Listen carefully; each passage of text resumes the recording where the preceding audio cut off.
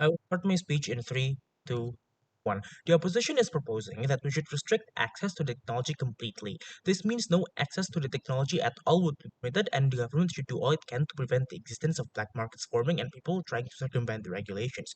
The proposition brought a few noteworthy arguments. Firstly, that individuals have autonomy over their own bodies. While this is true, their autonomy is not unlimited. When your decisions affect other people, it is a must that other people's considerations must be included in the decision making process as well. This is especially true since the people that the government side mentions are going to have their lives be bought to other people, which are minorities and people who are economically disadvantaged because they stand to benefit from monetary gains the most, usually lives in communitarian communities where they value communities above their own self. For example, in the Philippines, in India, or China. Thusly, the government cannot easily just brush this challenge to the principle away because many people believe in it. There are other arguments that government brought, but I will address this later and weigh it against my own arguments. Firstly, it will be a net disadvantage in the long run to marginalized communities. Now, why is this? The root cause, the reason why so many marginalized communities are marginalized in the first place is not merely because they don't have cash. It's not merely because they don't have money to advance themselves and to buy themselves good education or to get a good job. No, but because they are systematically disadvantaged from the social structure that is currently present in the status quo. The way to solve it isn't by simply going to give them some cash, isn't going to give them some money, but to actually challenge the status quo through institutional reforms, challenge the institutions which are systematically being prejudiced against you. Here's where the technology comes in. When this technology exists, as government insinuated, marginalized communities sell their lives to rich people in exchange for money because they stand to gain from the monetary benefits the most because they need it, right?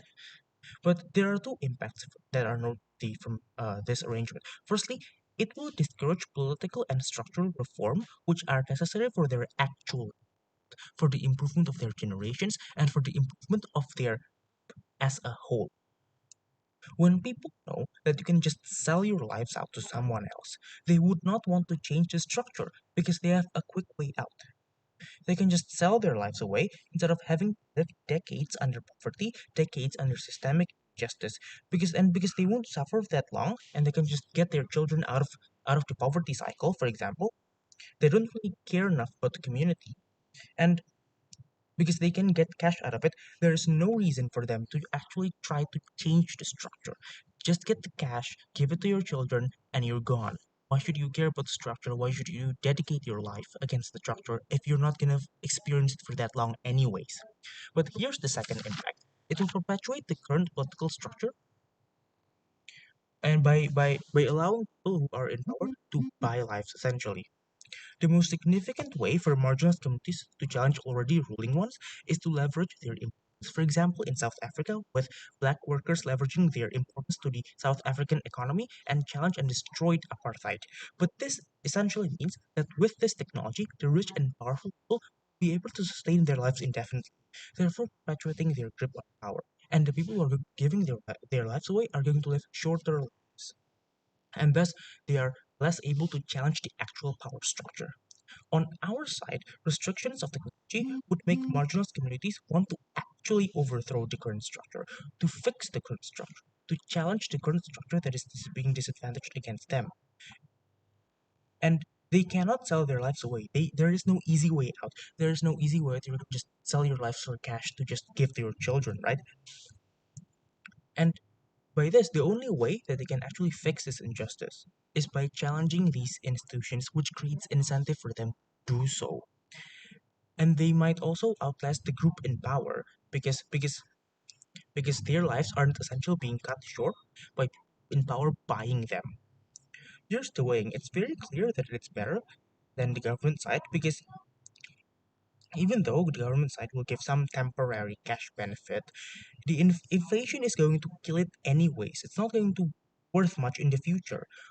But in the long run, what we actually give them on the opposition side is incentive to change society for the better through through the important structural changes will give benefit in the future, not only for their own children and their own descendants, because institutional changes aren't to be eaten away by inflation, but also to their group as a whole. Therefore, nothing a more positive gain for the society instead of just one individual.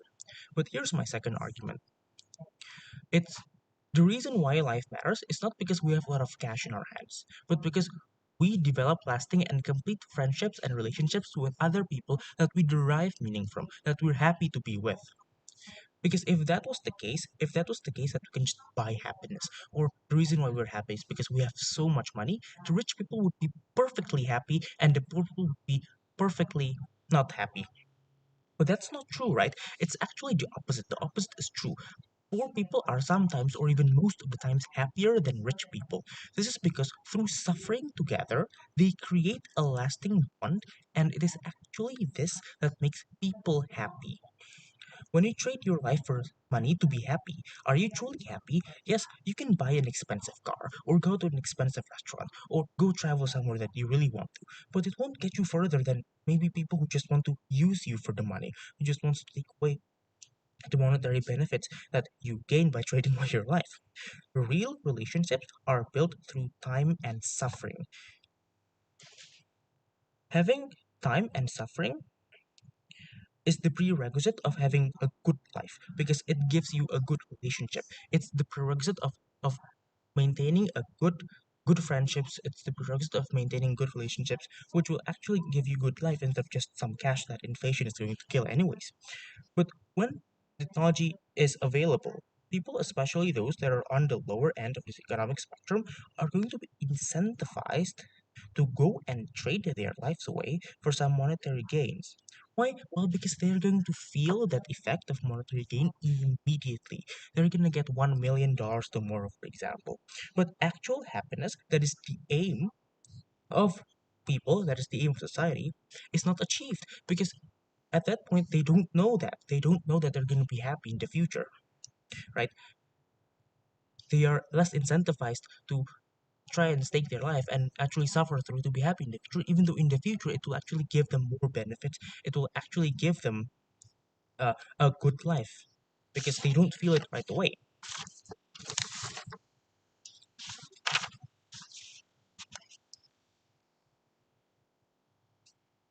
On our side of the house, people are going to be incentivized to go through and face hardships together, not look for an easy way out, and will therefore be incentivized to make meaningful friendships. Here's the way: temporary monetary gain is always less in value than real tested friendships. The caveat is that on the government side, people will choose temporary monetary gains because they can experience it immediately. And the real thing that actually makes your life valuable, that makes your life worth living, real tested friendships is not going to be got. This is part. This is what, and this is the case we are so proud to oppose.